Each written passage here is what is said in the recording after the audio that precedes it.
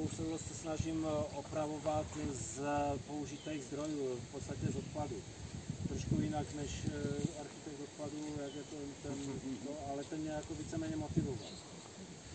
Praxe je různá, co tady postavili zeměloď na Sázavě, tak tam je praxe různá, to by vám povykládali oni, jak to dopadlo v praxi, když ho pozvali a co z toho vzniklo.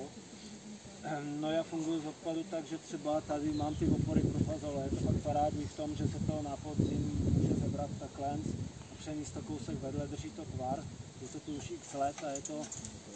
Radši s tím moc nekladnej. Je to velice pevný. A fazolím se na tom jako fakt líbí, letos jsou na tom nejpěknější fazole. Ku podivu. Tady se mi většinou pěstovat nedařilo, tady na té horní zahrádce, že to rostlo nějak hůř. A dole se mi fazole dařily x let líp. Letos je to opačně, ty chytky si fakt dělají, co chtějí, já nevím, nerespektují vůbec moje nároky nebo představy. Tamhle brambory mám popás a co jsem měl kdysi parádní brambory vzadu, tak letos jsou tam hrozný. A tady byly brambory vždycky hrozný, ale letos říkám popás, nádherný brambory.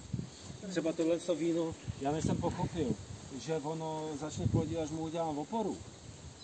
Tak kdysi to tu byl jenom takhle příklad, jsem na to čas a říkal jsem si, to nějaký víno neroste. Vzal se postele, nasprosto povázaný drátem a jak si krásně tady. Co to máš, Mirku?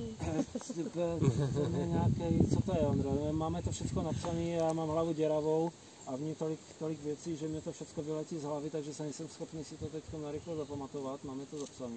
A tyhle jsou tmavý, hodně tmavý. Ty jsou s peckama, tamhle se je bez pecek, tam se je na plotě. Na bráně máme další s peckama. Tyhle si nám hele, chtěl jsem říct, že vůbec neploděj, ale tak rozmysleli si to, nedávají mi za pravdu, takže letos možná i nějaký budou. No, tak kam se ubíráme? Tak to vezmeme třeba týdna. Budou měsíčky. A tady máte pohanku, to taky jste schopný. No ale to experimentálně jsem zkusil pohanku, proso a tamhle máme špaldu. Špalda mi nikdy nešla, když jsem ji vysel takovým způsobem, jak to vidím v těch starých filmech, že to prostě vysel takhle z ty vošatky. 2 roky jsem neuspěl, soused mi s ním pomáhal na tom spodním poli, bylo to zoraný, bylo to s kultivátorem projetý, pak jsem to vysel, zaválcovali jsme to, ale zašlo velký kulový.